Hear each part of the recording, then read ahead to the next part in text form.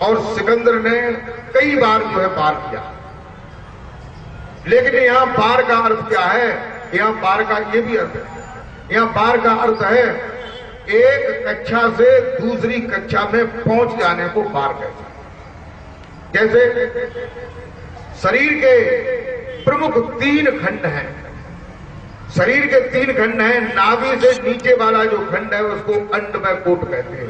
क्या कहते हैं? अंडमय कोट। इसमें अंडाशय है, अंडमय कोट है, यहां से प्रजनन होता है, जन्म होता है, शरीर बनता है, जीव की स्फुरण होती है, यहां पर विषय आनंद का अनुभव किया जाता है। इसके ऊपर नाभि और दोनों भौं के बीच में इस भाग को पिंड कहते हैं। अंड के बाद क्या आता है? पिंड। पंजाब में पिंड कहते हैं गांव, और गांव में बहुत से लोग, बहुत सी जातियां, बहुत सा सामान रखा है। ऐसे ही इसके बीच में भी बहुत सा सामान रखा है। 10 इंद्रियों का संचालन और अंतःकरण और काम, क्रोध, लोभ, मोह, अहंकार, ईर्षा, द्वेष, जलन, डाह, तृष्णा, ये सब जो है इस पिंड में, इस गांव में भरे हुए हैं। ये तमाम बड़ा सा गांव है, और इसी गांव में जो है कोई प्रभु का जो नाम है वो भ्रमण कर रहा है, उसका प्रतिबिंब इसमें आया हुआ है पिंड से ब्रह्मांड में। ये जो परमात्मा का जो शब्द है वो सर्वत्र है, सर्वव्यापी है, सर्वेश्वर है, सर्वमय है, सर्वनियंता है, सबका कारण है। जो असली परमात्मा का नाम है वो सर्वव्यापी है। जो परमात्मा का असली नाम है वो सर्वव्यापी है। जैसे पैर के तलवे से लेकर के सिर की चोटी तक ये शरीर है, और शरीर ये काल और अध्या का बनाया हुआ, मिश्रित गठजोल का बना हुआ पुतला है। इसके अंदर सत्पुरुष का प्रमुख अंश जो है चैतन्य आत्मा विराजमान है।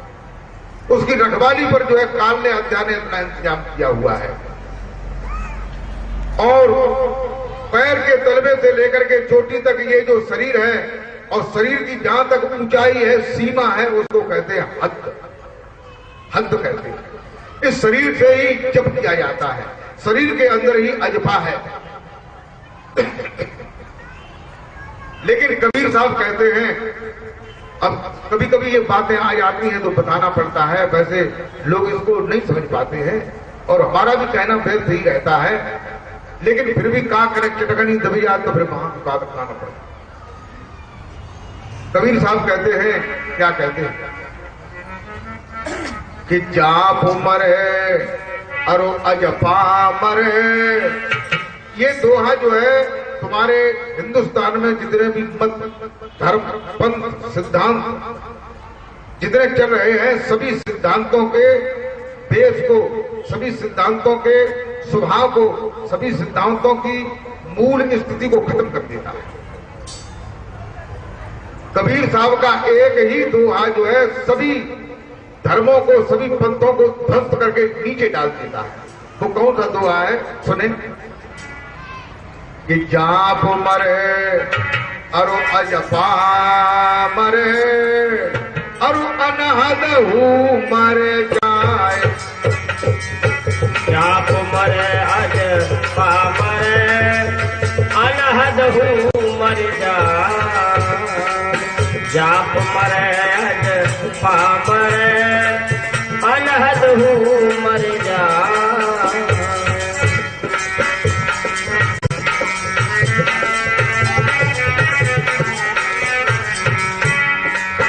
सूरत समावे बासवद में, कहाँ काल न जाए।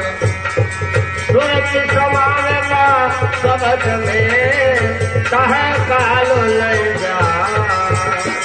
सूरत समावे बासवद में, कहाँ काल न जाए।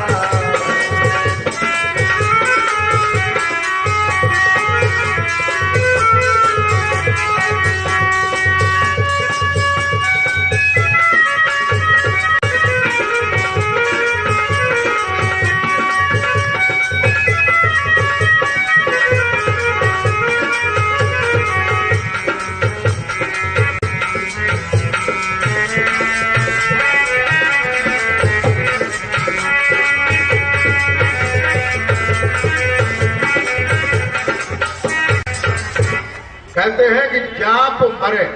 देखो ये दोहा जो है संसार के सभी धर्म पंथ मतों सिद्धांतों को खत्म कर देता है। कैसे कर देता है? सुने इसका अर्थ और समझें। आप जिस मत को जानते हैं, जिस मत से आपका ज्ञान लिया है, उससे अब इसका अर्थ की तुलना करें। ये दोहा ये कहता है कि जाप मरे, वह जो सच्चा नाम है, जो उस सतलोक में ले जाने वाला है, सतपुरुष से मिलाने वाला है। ये जीव जहां से आया है वहां तक जो पहुंचाने वाला जो नाम है, जो शब्द है, जो काल से शरीर की हद से परे है। कहते हैं कि उसके लिए जाप मरे। जाप जो है मर जाता है। जाप करते करते मर जाए फिर भी वहां नहीं पहुंच पाओगे। और कौन सा जाप? जो मुख से, जिह्वा से, ओठ कंठ से जपा जाता है, कोई भी नाम, कोई भी शब्द या कोई भी मंत्र, ये वहां नहीं पहुंचा सकता है। फिर कहते हैं इसके बाद कबीर साहब ने कहा कि अजपा मरे, अजपा भी मर जाए। अजपा क्या है? अजपा एक ऐसा शब्द है, एक ऐसा जाप है जो जपा नहीं जाता मुख से, जो मुंह से नहीं जपा जाता, और फिर भी तुम्हारे अंदर में जप रहा है। जिसके लिए कहते हैं कि माला कर में ना कहूं और मुख से कहूं न राम, और राम मेरा सुमिरन करे मैं पाऊं विश्राम, उसको अजपा कहते हैं।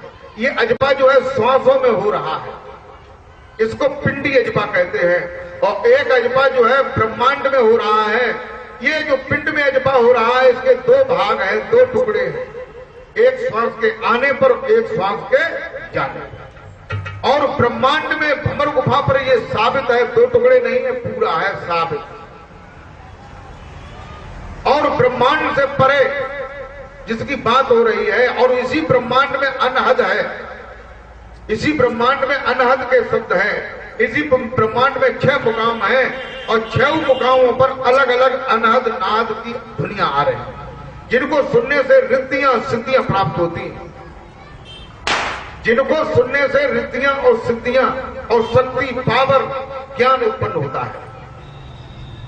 कबीर साहब कहते हैं कि जाप मरे, वहां पहुंचने के लिए जाप भी मर जाता है, और अजपा मरे। और शरीर में एक पिंड में अजपा है और एक ब्रह्मांड में अजपा। ब्रह्मांड में 2 अजपा है, एक ब्रह्मांडी अजपा है, एक मूल अजपा है। मूल अजपा जो सीधा सीधा जो सहज शब्द से प्रकट हुआ है। और उसके अलावा इस शरीर में 84 और अजपा है। 84 और अजपा है जो कोई जप नहीं रहा है, स्वयं जप रहे हैं, स्वयं हो रहे हैं, जिनमें स्पंदन हो रहा है। जप कहते हैं, शब्द कहते हैं स्पंदन, शब्द कहते हैं धड़कन, शब्द कहते हैं वाइब्रेशन, शब्द कहते हैं प्रादुर्भाव धुनात्मक। तो ये अजपा जो है 84 प्रकार का अजपा अलग अलग हो रहा है। और एक पिंड में अजपा है, और ब्रह्मांड में ब्रह्मांडी अजपा है, फिर ब्रह्मांड के सिरे पर मूल अजपा है। ये सभी अजपा और ब्रह्मांड में 6 मुकामों पर होने वाली दुनिया, ये सभी उस सत्य को पाने में मर जाते हैं, ये नहीं पहुंच पाते। जाप मरे, अजपा मरे, और अनहद हु मर जाए, और सूरत समावे पांच शब्द में। कौन से शब्द में? जय तो बात जानने पड़ेगी। इसी बात को जनाने के लिए मैं आया हूं इस संसार में।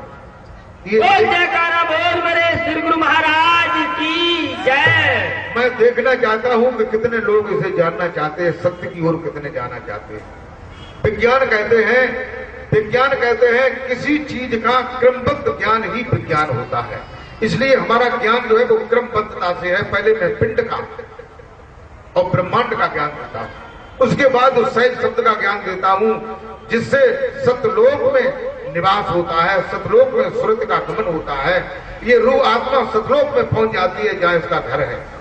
और वो भी ये नहीं कि मरने के बाद जिंदा पे ही पहुंचे, जिंदा पे देखे पहले जीत मुक्त सोई मुक्ता भाई, मरे मुक्त का किन्ने पाई, पाने आए कि लौटी बताई। मरने के बाद जाने क्या होगा या नहीं होगा, कोई ठिकाना, कोई पता, कोई निशान, कोई जानकारी, कोई उसका माविल खाना कि उसमें जाके पता लगा ले, बाकी नकल ले लो तो वहां पहुंचेगी ना पहुंचे। प्रेमी भक्तों,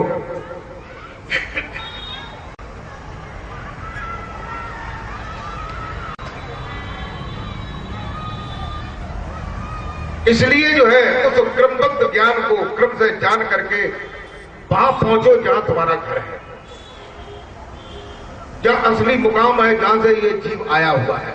और जब तक वहां नहीं पहुंचेगा तब तक इसे शांति नहीं होगी और तब तक ये जीव जो है 84 लाख योनियों में भटकता रहेगा।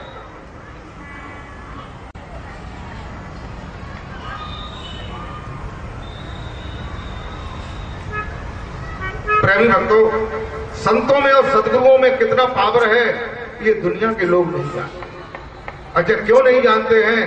संत सदगुरुओं ने खुद अपनी मट्टी खराब कर दी, भेष बनाए के, डिजाइन बनाए के, कोई इलेक्शन में लड़े रहो, कोई अपने और काले धंधे कर रहा है, कोई जो है तरह तरह के जो है आवेश कर रहा है, लोगों को ठग रहे हैं।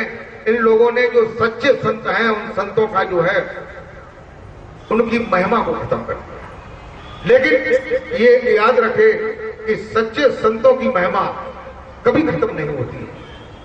चाहे जयकारा बोल मेरे श्री गुरु महाराज की जय। ये काल के भेजे हुए जो गुरु और सदगुरु हैं वो काल के दायरे में ही अपना नाम भजन जब ये चीजें बता करके और दुनिया के जीवों को फंसा रहे हैं और ठग रहे हैं। ऐसे लोगों के चक्कर में आकर के जीव जो है वो भ्रमित हो जाता है, भ्रम में पड़ जाता है कि आखिर असली बात क्या है।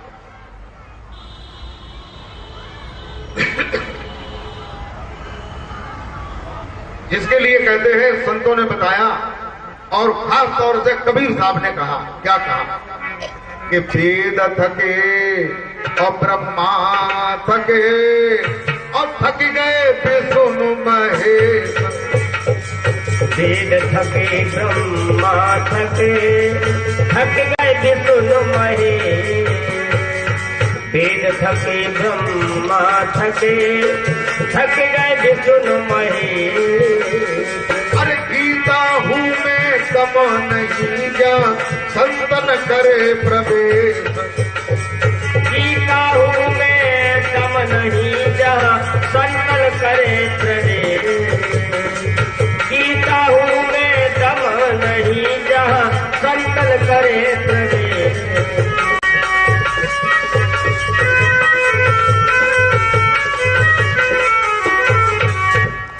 कहते हैं कि वेद थके किसके लिए? उस सत्य को पाने के लिए, उस परमेश्वर को पाने के लिए वेद थके, ब्रह्मा थके। वेद भी थक गए, ब्रह्मा भी थक गए और भगवान विष्णु भी थक गए, भगवान शंकर भी थक गए। और गीता भी वहां उस बात की बात नहीं कहती है जो बात सत्य की है। गीता में, रामायण में, पुराण में, बाइबल में, चारों वेदों में, सब में जो है काल के दायरे की ही बात है। संतों की महिमा के लिए कहते हैं कि एक गांव में एक सज्जन थे। उनका नियम था कि वो हर पूर्णमासी को गंगा स्नान करने जाया करते, हर पूर्णमासी। थे वो गृहस्थ। उनका जब विवाह हुआ तो उन्होंने विवाह जो है अन्य किसी दशाओं में से नहीं किया, गंगा के किनारे से ही विवाह किया।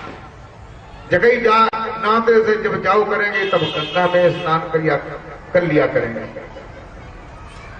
एक दिन क्या काम हुआ कि घर गृहस्थी के काम में, खेत के काम में वो उलझे रहे और उलझे क्या हुआ कि थोड़े से लेट हो गए।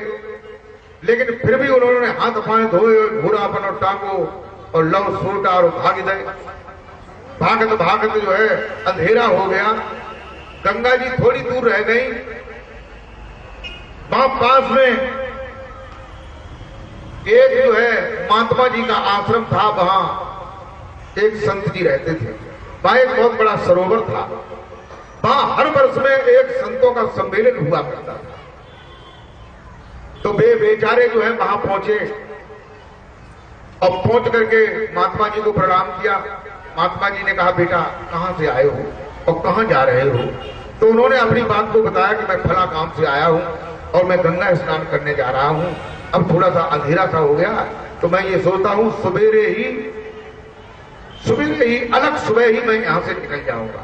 उन्होंने कहा, बेटा जैसी तुम्हारी इच्छा। शाम को भोजन बना, तो वो भोजन जो है जो गंगा स्नान कर लिया करता था उसी के हाथ का भोजन, ये नियम था। जो गंगा स्नान जिसने किया है, जिस महिला ने, उसी के हाथ का बना हुआ भोजन करती थी। उनकी पत्नी ने कई बार स्नान किया, उनके सब घर वालों ने किया, ऐसे जो है उनके रिश्तेदारों ने भी किया। जहां वो जाते थे बताते थे कि हम तभी भोजन करेंगे जब तुम गंगा स्नान एक बार भी जीवन में कर लोगे। तो शाम को भोजन बना, संत जी ने भोजन के लिए उनसे कहा कि बेटा भोजन कर लो। फिर उन्होंने सोचा मन में कि ये तो संत हैं और गंगा के किनारे हैं, जाने कितने बार गंगा स्नान करने गए होंगे, इनसे कहां पूछे। बैठ गए, उन्होंने भोजन कर लिया। भोजन करने के बाद जो है सो गए। सवेरे जगह भुरारे, थोड़ो सो नेक फक फको भाव, तब जगे। लेकिन रात में उनके विचार की चरखी चलती रही कि हाय कहूं महात्मा, जाने गंगा में हनाव हुए कि ना हनाव हुए, क्योंकि तो उनका तो वही नियम था। तो ये समझ रहे कि गंगा में हनाया सोई तरे सकत और कोई नहीं तरे। और गंगा में निरी मछलियां, निरी मुर्गियां, जे अगर गंगा में तरी आती तो यहाँ जगह ना आती संसार में, या जहां स्वर्ग हो तो तमाम तरीके जाते तम जगह ना आती। वैकेंसी बड़ी भीड़ हो जाती, पर्ची मिलती कनो 2 महीना पहले, तब जो है वहां में भर्ती हो पाती।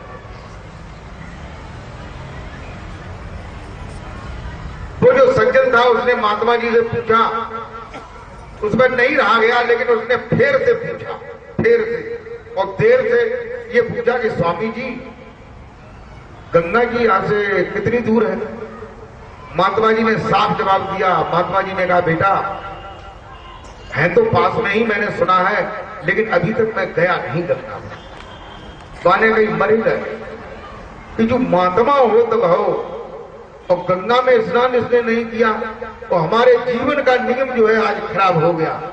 आज मैं क्या करूं, कैसे ढांढस बनाऊं? मैं जब से मैंने नियम बनाया है, जिसने गंगा में स्नान किया उसी के हाथ का भोजन किया है, आज मैंने इस महात्मा का के हाथ का भोजन किया है।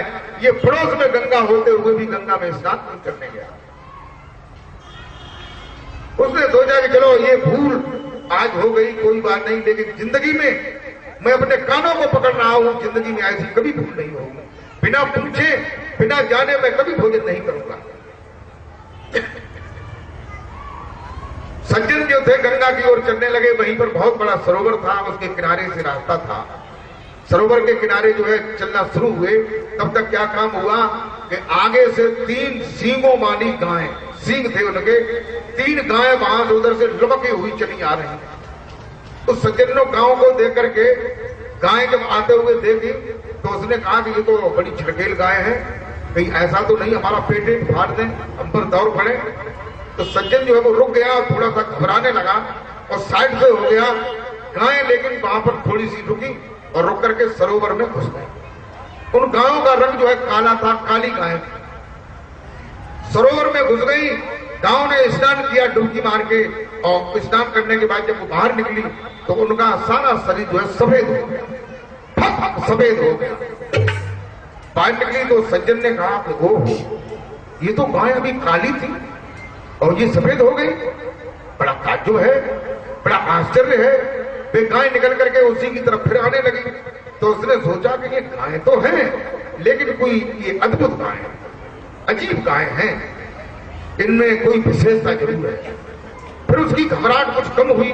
वे गाय उस सज्जन के पास में आकर के 2 मीटर की दूरी पर खड़ी हो गई।